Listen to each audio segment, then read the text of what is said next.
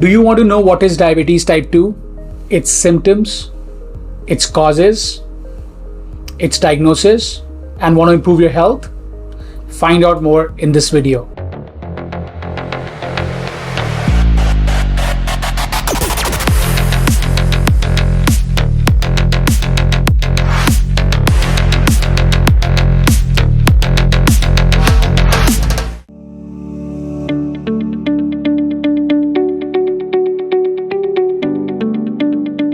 In case you are thinking whether diabetes is a serious condition or not, let me offer this. Diabetes causes more deaths than breast cancer and AIDS combined. It increases the risk of heart attack by 2 times. This is what American Diabetes Association, the ADA, has to say about it. This is not just piece of information.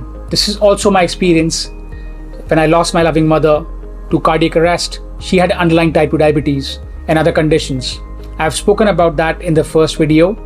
You can learn about that and my why, as well as more on my professional background.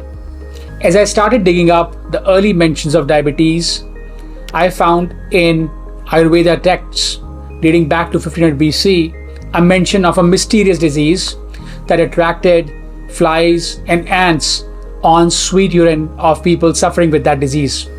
Very simply put, diabetes happens when the blood sugar levels in the body is too high. There are various types of diabetes. There is type 1 diabetes, where the immunity of the body is compromised and it destroys the beta cells that produce insulin. There is gestational diabetes, which typically comes up during pregnancy for some people. There is diabetes like MODY, LADA, and many others. We're not going to cover about that in this video.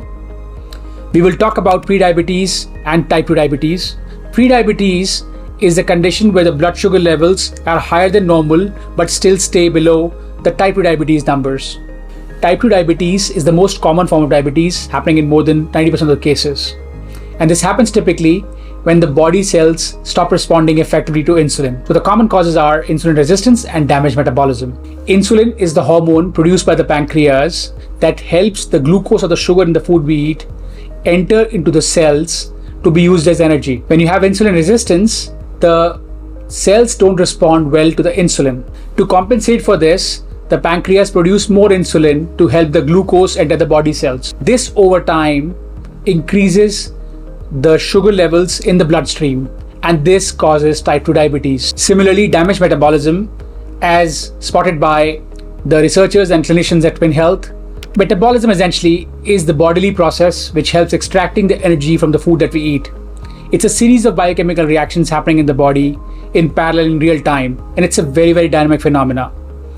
No two people have the same metabolism, not even twins. In fact, you yourself have different metabolism at different points in time. It depends on several different factors.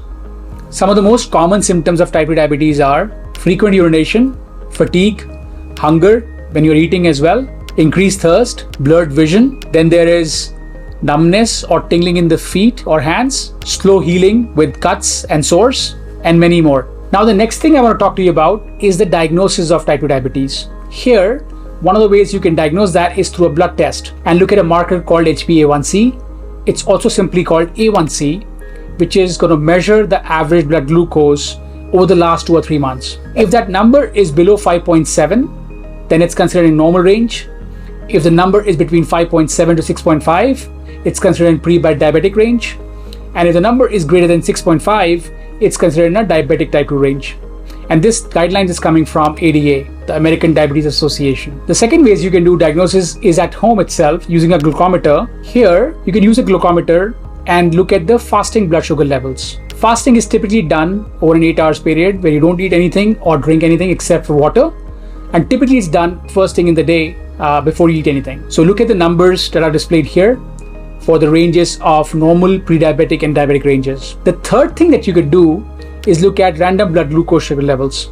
This can happen any time of the day, typically when you are having the symptoms of diabetes, and usually the number above 200 mg per dl is the number where you typically fall in the type 2 diabetic range, again as per the ADA guidelines.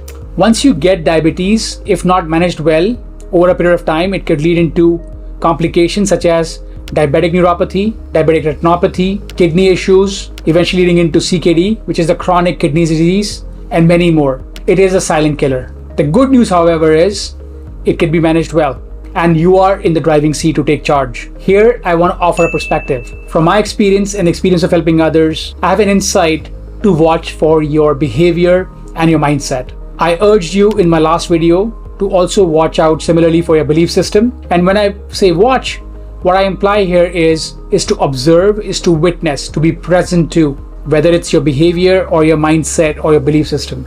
And a tip here is to take action by practicing meditation. Meditation has been a game changer in my experience. And while I understand you might be looking out for, in the context of diabetes, what should I stop eating?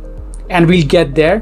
But right now, I'm requesting you to stay with me in this journey, initially at the highest level, at 30,000 feet. Look into the forest before going into the weeds, and start with meditation.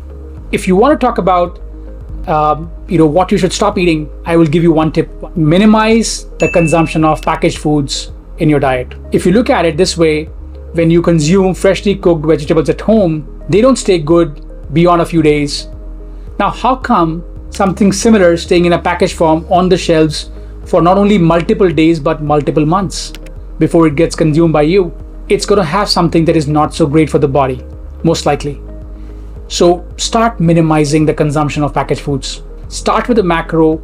We'll go into the holistic, integral, preventative approach as well in the coming videos. But really, that's the macro view, and then we'll eventually get into the various pillars. In the upcoming video, I'll talk about mental health. This being a mental health awareness month, I want to focus on that very important pillar. If you found value in this conversation, I hope you would consider subscribing. I look forward to seeing your comments, especially what behaviors, what mindset has come in the way, and anything else that you have to share with me. Feel free to share your feedback and share with someone who could benefit. Until I see you in the next video, this is the Nitin Dua, serving you with love. Cheers.